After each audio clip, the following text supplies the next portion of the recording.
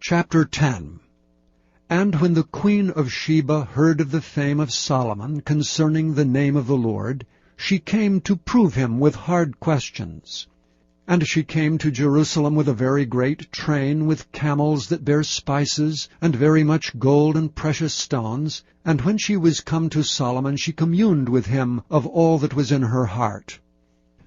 And Solomon told her all her questions. There was not anything hid from the king which he told her not.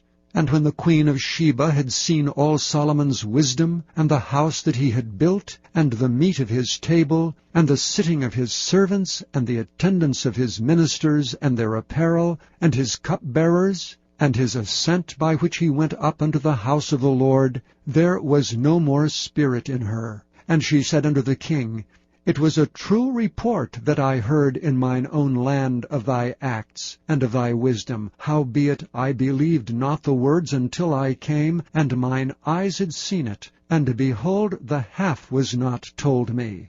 Thy wisdom and prosperity exceedeth the fame which I heard.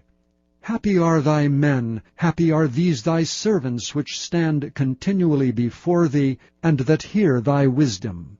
Blessed be the Lord thy God, which delighteth in thee, to set thee on the throne of Israel.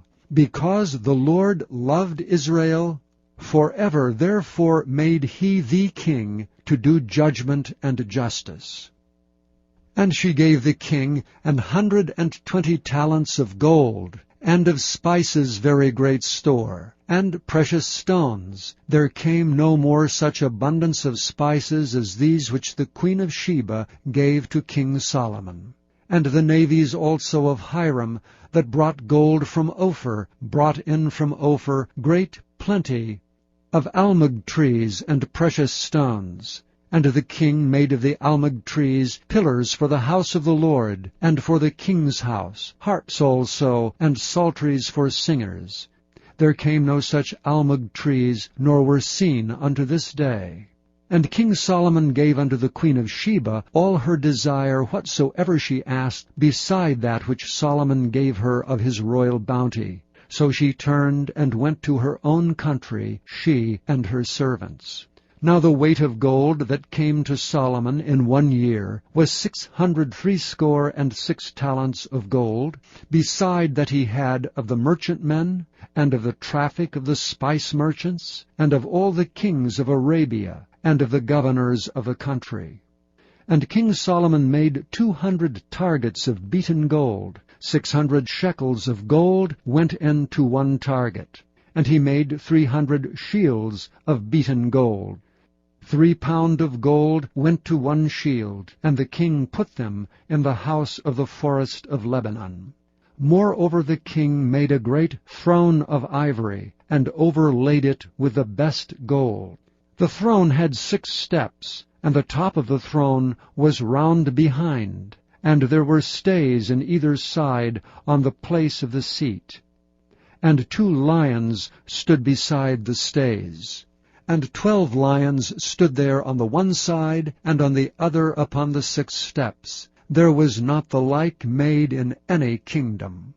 And all King Solomon's drinking vessels were of gold, and all the vessels of the house of the forest of Lebanon were of pure gold.